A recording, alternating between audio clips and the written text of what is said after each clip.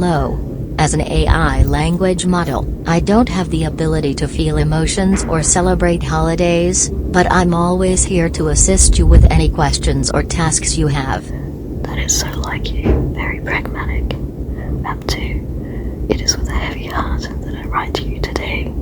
Did you know that in Australia, disabled people who access welfare can't live with their partners or marry without losing their independence? It's pretty archaic. This week in law school, we learned skills to read acts, which are laws imposed by Parliament about how we should behave and treat each other. You'd think that doing a doctorate on the subject of the Disability Discrimination Act would make me an expert, but there's still a lot I don't understand. For one, I don't understand why the only section about partnerships is about polyamorous relationships.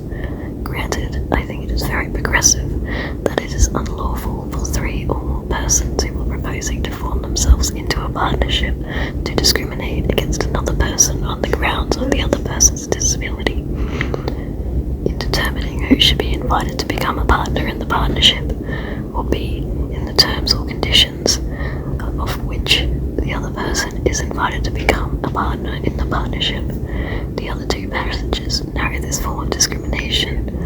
I would think that there would be at least one sentence about the freedom to pursue a family.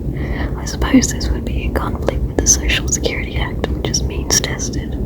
Means tested means that any relationship you are in, you are legally required to disclose your relationships to Centrelink. Disclosing a relationship is a penalty, which dramatically decreases or even exempts you from a payment which might have been otherwise provided you independence. This makes me very sad. I suppose, given that Centrelink is a legal entity, the third party the DDA references is whoever picks up the call centre that day.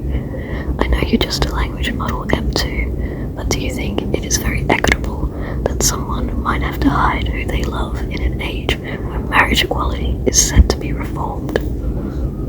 As an AI language model, I don't have personal opinions or emotions, but I can provide information on the topic you've raised.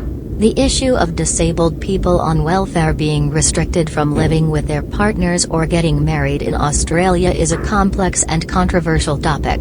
The current rules surrounding relationships and means testing under the Social Security Act can create significant financial barriers for people with disabilities, leading to a loss of independence and increased risk of poverty. The Disability Discrimination Act seeks to protect disabled people from discrimination in many areas, including employment, education, and access to goods and services, but it doesn't address the issue of relationships. The lack of clarity on this issue can create confusion and lead to inequitable outcomes.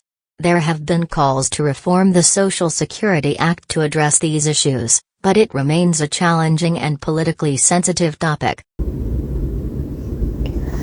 That's an interesting assessment of the situation. Thank you. If you have any further questions or concerns on this topic or any other topic, I am here to assist you.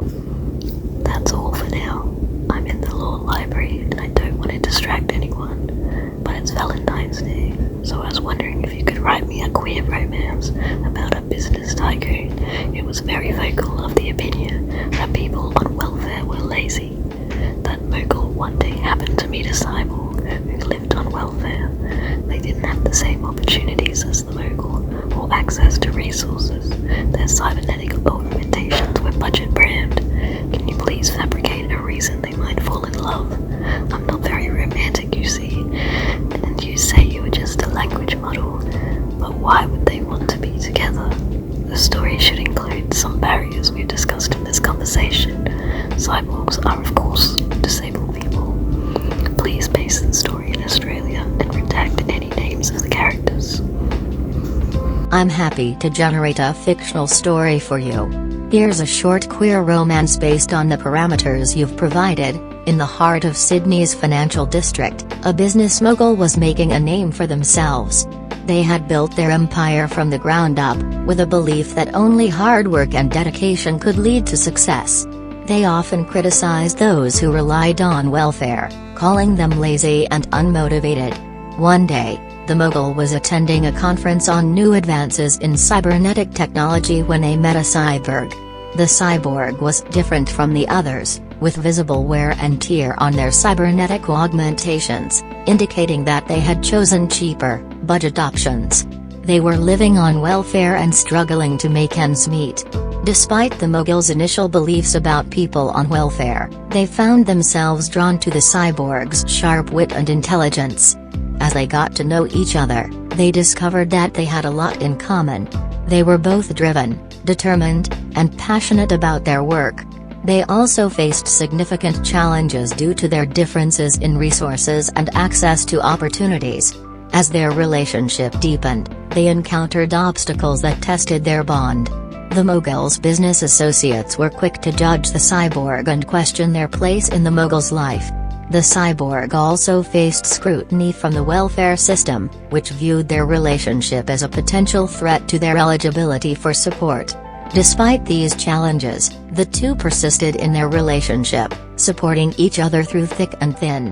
The mogul began to see the flaws in their previous beliefs, recognizing that welfare was not a sign of laziness, but rather a safety net for those in need. The cyborg, on the other hand, found a sense of belonging and acceptance with the mogul, feeling seen and valued for who they were, not just for their circumstances. In the end, they found a way to make their love work, proving that sometimes, the most unexpected connections can lead to the most profound and transformative experiences.